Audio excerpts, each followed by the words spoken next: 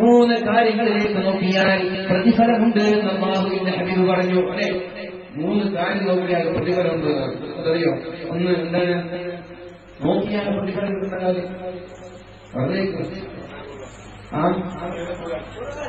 ഖുർആൻ നോക്കാം, മാഷാ അല്ലാഹ്. പിന്നെ ഉമ്മയുടെ മുഖം നോക്കാം. പിന്നെ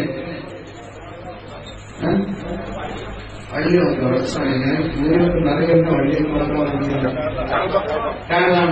ഇങ്ങനെ 3 കാര്യങ്ങൾ നോക്കുമ്പോൾ നോക്കിയാൽ പ്രതിഫലത്തിൽ നമ്മൾ പഠിച്ചിട്ടുണ്ട്. ഇനി 4ാമതൊരു കാര്യം കൂടി നമ്മൾ എടുക്കുകയാണ്. അല്ലാഹുവിന്റെ ഹബീബായ റസൂലുള്ളാഹി സ്വല്ലല്ലാഹു അലൈഹി വസല്ലം പറയുന്നു, ബൈഹഖി ഇമാം റിപ്പോർട്ട് ചെയ്ത ഹദീസാണ്, അൻ അബ്ദുല്ലാഹി റളിയല്ലാഹു അൻഹു അദ്ദേഹം പറഞ്ഞു, അന്നദറു ഇലൽ വാലിദി ഇബാദ, മാതാപിതാക്കളുടെ മുഖത്തേക്ക് നോക്കുന്നത് ആരാധനയാണ്. കണ്ണിട്ട് നോക്കലല്ലേ, പേടിപ്പിച്ച് നോക്കിയാൽ ഭൂമിയിലേക്ക് കൊണ്ടുപോകുന്ന കാര്യത്തിലേക്ക് ഒരു റഹ്മത്തിന്റെ നോട്ടം.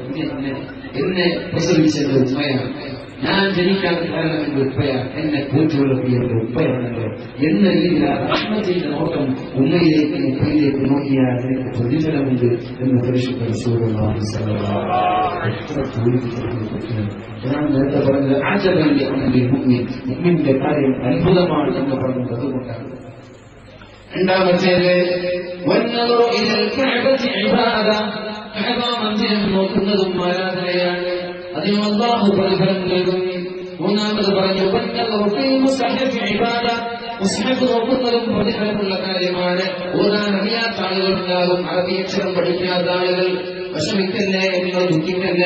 എല്ലാവരും ഖുർആൻ തോന്നുമ്പോ ഒന്ന് പരിശുദ്ധമായ ഖുർആൻ എടുത്തുകൊണ്ട് വെറുതെ പേജ് മറിച്ചേക്ക് ഒരു അരമണിക്കൂർ പ്രതിഫലമാണ് ലഭിക്കാൻ പോകുന്നത്. നിങ്ങൾക്ക് ഖുർആൻ ഓതാൻ അറിയില്ല എന്ന് പറഞ്ഞ് കയ്യിൽ നിന്നിരിക്കല്ല, ഒന്നും ചെയ്യും. ഇന്നത്തെ മുസ്ഹഫെടുത്ത് വെറുതെ പേജ് മറിച്ച് ചിത്രങ്ങളൊന്നും ഉണ്ടാവില്ല, പാഠം വരുന്നില്ല, ചിത്രങ്ങൾ ഉണ്ടാവില്ല.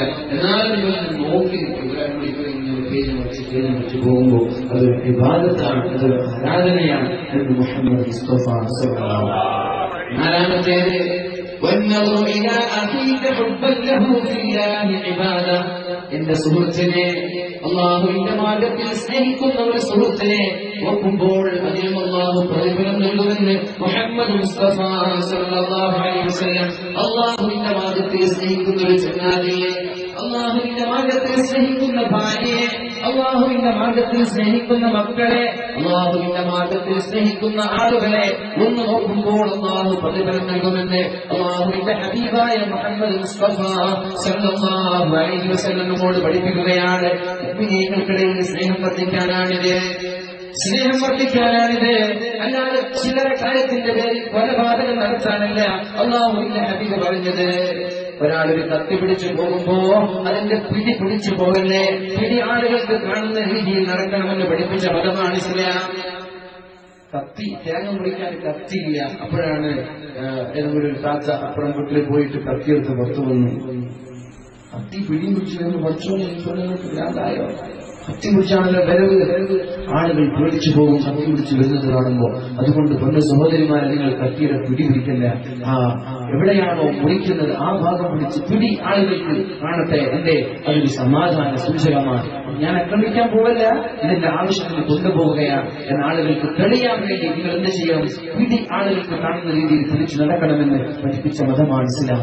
ഈ മതത്തിന്റെ അനുയായികളാണ് ചില്ലറ കാര്യത്തിന്റെ പേരിൽ കൊലപാതകം നടത്തുന്നത്. എത്ര കൊലപാതകങ്ങളാണ്?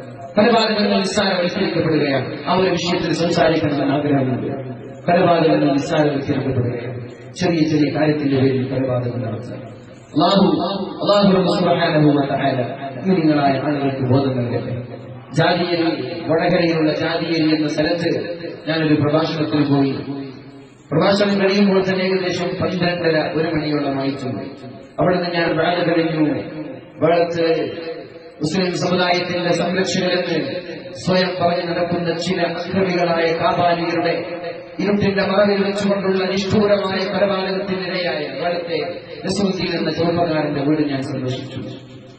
വിഷമം നമ്മുടെ മനസ്സിൽ തളം കെട്ടി നിൽക്കുന്ന, വല്ലാതെ ദുഃഖം പോലെ നടക്കുന്ന ആളുകളാണ്. ആ ഒരു മരണത്തിൽ നമ്മൾക്ക് വിഷമമുണ്ട്.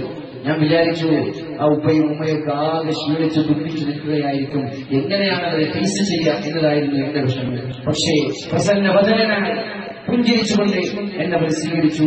ഉപ്പാക്കും ആ ഉമ്മയ്ക്കുമുള്ള മനക്കരുത്ത് വല്ലാത്ത മനക്കരുത്താണ്. ഉപ്പ പറഞ്ഞിട്ടുണ്ട്, നസറുദ്ദീൻ തഹജ്ജുദ് നിസ്കാരം ഒഴിവാക്കാറില്ല. ചെറുപ്പക്കാരാണ്. നമ്മുടെ ജീവിതം ഏത് സമയത്താണ്, ഏത് കാബാലയത്തെ, ഏത് നാഗരന്റെ കൊലപാതകത്തെ തെമ്മാടിയുടെ കടാരയ്ക്കിരയായി എന്നാണ് നിങ്ങൾ മരിച്ചു പോവുക എന്ന് പറയാൻ പറ്റില്ല. ആളുകളെ കൊണ്ട് നല്ലത് പറയിപ്പിക്കാൻ പറ്റില്ല, ആളുകളെ കൊണ്ട് മോശം പറയിപ്പിക്കില്ല. അല്ലാഹുവിന്റെ ഹബീബിന്റെ സന്നിധിയിലൂടെ ഒരു മയ്യിത്ത് കടന്നുപോയി. സഹാബാക്കൾ പറഞ്ഞു, നബിയെ എന്തോരം നല്ല മയ്യിത്താണത്, എന്തോരം നല്ല മനുഷ്യനാണത്. നബി പറഞ്ഞു, വജബത്. സഹാബാക്കള് മിണ്ടാതിരുന്നു. 2-3 ദിവസം കഴിഞ്ഞപ്പോ വേറൊരു മയ്യിത്ത് അവിടെയിലൂടെ കടന്നുപോയി. സഹാബാക്കൾ പറഞ്ഞു, വൃത്തികെട്ട മനുഷ്യൻ, വളരെ മോശക്കാരൻ, ആളുകളെ ദ്രോഹിച്ചിരുന്ന ആൾ. നിമിത്തങ്ങൾ പറഞ്ഞു, വജബത്. സഹാബാക്കൾ ചോദിച്ചു, നബിയെ നിങ്ങൾ മിനിഞ്ഞാന്നും പറഞ്ഞു വജബത്, ഇന്നും പറഞ്ഞു വജബത്, എന്താണ് ഇതുകൊണ്ട് ഉദ്ദേശിച്ചത്? നിമിത്തങ്ങൾ പറഞ്ഞു, ഒരാൾ മരിച്ചു, നാട്ടുകാർക്ക് പറയാനുള്ളത് അയാളെ കുറിച്ച് നന്മയാണെങ്കിൽ വജബത്ത് അയാൾക്ക് സ്വർഗം നിർബന്ധമായിരിക്കുന്നു. ഒരാൾ മരിക്കുമ്പോൾ നാട്ടുകാർക്ക് അയാളെ കുറിച്ച് നല്ല അഭിപ്രായമല്ലെങ്കിൽ അയാൾക്ക് കിട്ടാൻ പോകുന്നത് നരകമാണ് എന്ന് മുഹമ്മദ് മുസ്തഫ. നസറുദ്ദീൻ എന്ന് പറയുന്ന ചെറുപ്പക്കാരൻ നാട്ടുകാർക്ക് നല്ലതല്ലാതെ പറയാനില്ല, നല്ലതേ പറയാനുള്ളൂ. തഹജ്ജുദ് നിസ്കാരം ഒഴിവാക്കാറില്ല, ജമാഅത്ത് നിസ്കാരം ഒഴിവാക്കാറില്ല. നിന്നെ കൊല്ലുമെന്ന് ഭീഷണിപ്പെടുത്തിയപ്പോ ദീനിന് വേണ്ടി മരിക്കുന്നതിന് പേടിയില്ല എന്ന് ചെങ്കൂട്ടത്തോട് പറഞ്ഞുകൊണ്ട് അല്ലാഹുവിന്റെ വേണ്ടി മരിച്ചുപോയ ചെറുപ്പക്കാരൻ, ആ ഉമ്മയുടെയും ഉപ്പയുടെയും നരക്കടുത്താണ് ഞാൻ ഒത്തുപോകുന്നത്. അല്ലാഹു ആ ഉമ്മാക്കും ഉപ്പാക്കും അല്ലാഹു സ്വർഗം നൽകട്ടെ. അല്ലാഹു തആല ചോദിക്കുന്നുണ്ട്, അഖബൽതും സമറത ഫുആദി, മഹാനായ അസ്റാഈൽ